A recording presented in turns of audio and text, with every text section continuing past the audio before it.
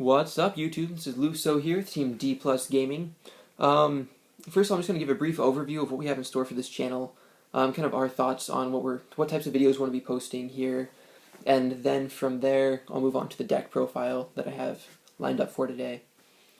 But I think this channel will be more, this is like a variety channel for Yu-Gi-Oh!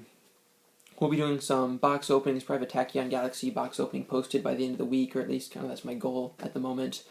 And we'll probably do a new box opening with each of the booster packs released this summer. And I'll try and have some guests on there with that to help out, to keep it interesting, keep it livened up. And then we're doing some deck profiles, kind of some budget options to play meta decks, random decks that we've thrown together that are fun to play as well as competitive, and what we're taking to regionals and stuff like that, what we're taking to locals and having fun with. So just kind of like an overall variety, probably some Dev Pro replays as well at some point. But to get things kicked off today, I've got a Harpie Gen X burn strategy, kind of based around the Flaming Blaze Phoenix, the Flaming Bombardment bird. Is kind of the main card to get out here. So I guess I'll just start things off. I've got one Harpie Queen for this deck. I'll probably up that to 2 and try and trade for a second one of those in the near future. I've got Harpie Ladies 1, 2, and 3 in here. Those might be swapped out for just the regular Harpie Lady for an extra vanilla in the deck, since I am running Rabbit. But at the moment, I'm just kind of trying to build this deck without using Harpie Dancer, since that one seems to be only an OCG card at the moment. So I don't know or foresee that one being released by Konami at any point in the future, at least near future. And then the other thing is, I don't have any Harpie channelers yet. Hopefully with the Tachyon Galaxy box, I will pull at least 1 or so of those, but I could see myself including probably 2 of those in this. And then as for Harpie's Pet Dragon and Baby Pet Dragon, I might run 1 Baby Pet Dragon, but we'll see how that goes. I don't have any at the moment. And the deck seems to be running fine without. So next I've got 3 Harpie's Brother. It's an interesting card. I really like it in this deck. I don't think I'd run the deck without it. Although Konami re-released Harpie's Brother as Sky Scout in one of the newer packs, so I guess they're trying to weed him out. But yeah, I wouldn't run this deck without. And then 2 Rabbit, of course. And I mean, with 2 Rabbit and 1 Vanilla to search for at the moment, I mean, it seems to be running well. I mean, Evil Swarm can pull it off, and this one has more monsters yet. I'm running up the deck at 42, I believe. And I mean, I haven't had any trouble with it. The deck seems to move fast enough that you don't have to worry about drawing the second Rabbit at an inopportune time. They're running 2 Summoner Monk. It's a great way to special summon in this deck. There's a lot of spell cards, so if you discard 1, you're not really at a loss. You can do that safely pretty well. Then there's Gen X Blast Fan. That's kind of the main one you want to be special summoning. You get its effect of adding a Dark Tuner to your hand or a Gen X monster, I believe, yeah. So you use him to search out your Gen X Ally Birdman. Great card, it's what makes the deck go. You're constantly bouncing things back to your hand, which works really well with the Mist Valley field spell. You have Gen X Recycled. I have him in here, just another target for Gen X Blast Fan. So and another machine for the fusion. So it's been working well. Like I said, I haven't regretted adding it in. And then 2 Gen X Neutron, just as another way to search for Birdman. Then for the hero, elemental hero aspect of it, I'm using those for the pyro types. I've got 3 elemental hero Lady Heat in the deck. Most people are running elemental hero Heat, but to keep the deck more budget, I have elemental hero Lady Heat in here.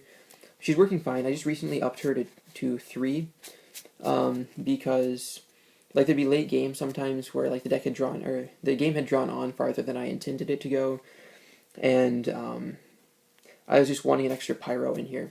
And I mean, there's plenty of ways to search it out, so I was going ahead and doing that. And I mean, I haven't regretted adding the 3rd. Then of course, hero support, I've got Stratos, who is a level 4 wind. You can special summon it with Divine Wind of Mist Valley, or Summoner Monk, so it's an easy special summon. And then you get his effect to search for Lady Heat, and then E Emergency Call, which is just a busted card anytime you're using heroes. Because, I mean, using that, you can search out any hero from your deck, and it's just a really great card, never a dead draw. Running 3 Divine Wind of Mist Valley field spells. So that's kind of the main field spell you want to have up on the field. If you return a level 4, or sorry, if you return a wind monster from the field to the hand, you'd special summon a level 4 or lower wind monster from the deck. So you use that Birdman's effect to return something. Then from that, you just special summon Blast Fan. Blast Fan adds another Birdman to your hand. And it's just a really great cycle, easy to keep going with. Then I'm running 2 Black Garden.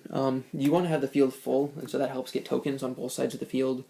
The downside of this card is you take, and it halves your monster's attack, but for the most part, you're not really worried about your attack. So it's just more of a good, it hurts your opponent more than you do for that aspect. So anytime you or your opponent summon a monster, a token gets special summoned to the other side of the field, and then the monster's attack gets cut in half. And so, that's a good defense, especially if your opponent's going crazy with elemental dragons or something and keep special summoning things.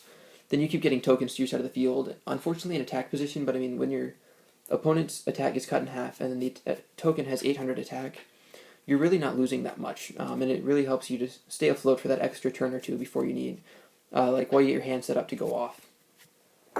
Then 2 Fusion Gate, which is necessary to make the fusion monster that you use to burn for game with. A Terraforming, just because you run so many field spells. At some point I might up that to 2 Terraforming, I don't know, we'll see. It seems to be working fine with only 1. Running 2 Symbol of Heritage, just because you're running a lot of sets of 3 of the same monster. You can use that to special summon it from the graveyard and go off again. Another thing I might consider running with so many monsters is a Pot of Avarice, just to take and get the monsters back in the deck and try again if things don't go as planned or your opponent has an effect Bailer when you try to burn. One of the cards I did get to trade for from Tachyon Galaxies pre-release was a Hysteric Sign, which I don't plan to use for its primary effect, but the fact you can put it in back row as a bluff, and then if your opponent wastes an MST on it or a Heavy Storm, then you can take and activate that, or it gets its other effect of adding 3 different Harpie cards from deck to hand. Is just really good. Helps you keep hand advantage, which is something that's always nice in the meta. And then the other 2 spell cards I have in here is a Monster Reborn and a Heavy Storm just for teching. I don't run a Dark Hole just because the more cards your opponent has on the field, the easier it is to burn for game.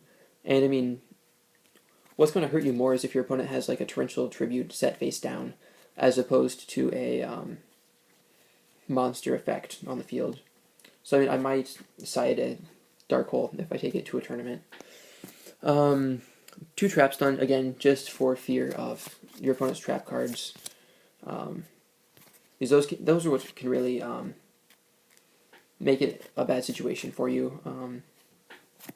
I have a Threatening Roar, just to stall you for an extra turn, so you can assemble your hand. And then a Secret Barrel, in case you can't go off and burn for game all at once with your fusion monsters.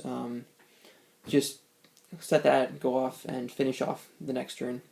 Finish up the game. One more trap I might consider adding to the deck is a Return from a Different Dimension. Just because you're using Fusion Gate and banishing things, you can take and just bring it all back at once. And either go off again or try and burn for game there. So I don't know. That might be useful, or at the very least sided for tournaments. Now we'll move on to the extra deck. I've got 2 Ancient Fairy Dragon at the moment. That should probably be upped to 3, so I'll throw that in there as a proxy. I only have 2 at the moment. But Ancient Fairy Dragon is kind of what makes the deck run. It gives it a lot of synergy. You can pop the field spell and add a new one to the hand. And then you take in, use its other effect to special summon another level 4 lower monster. So that's just really good. You don't really deal with attacking. A 3000 wall is always nice. One thing I might say that I don't have in this extra deck, if you didn't care about the money, would be a Draco Sack. Because you want something that's level 7, or rank 7 I should say, and Machine would be preferable. So that's unfortunately a card that this deck could really utilize, but with Elemental Dragons, that's not a budget option, to say the least. So I've got some other alternatives that I'm running instead. But yeah, there's that. 3 Blaze Phoenix the Flaming Bombardment Bird, Burning Bombardment Bird. So that's kind of the MVP of the deck. The whole point is to get him out on the field, one after the other, with Fusion Gate and just keep burning. So yeah, he does 300 points of damage per card on the field, which, especially if you can get all 3 of them off in a row, that's game. Then I've got Ignis Beast Volcanon.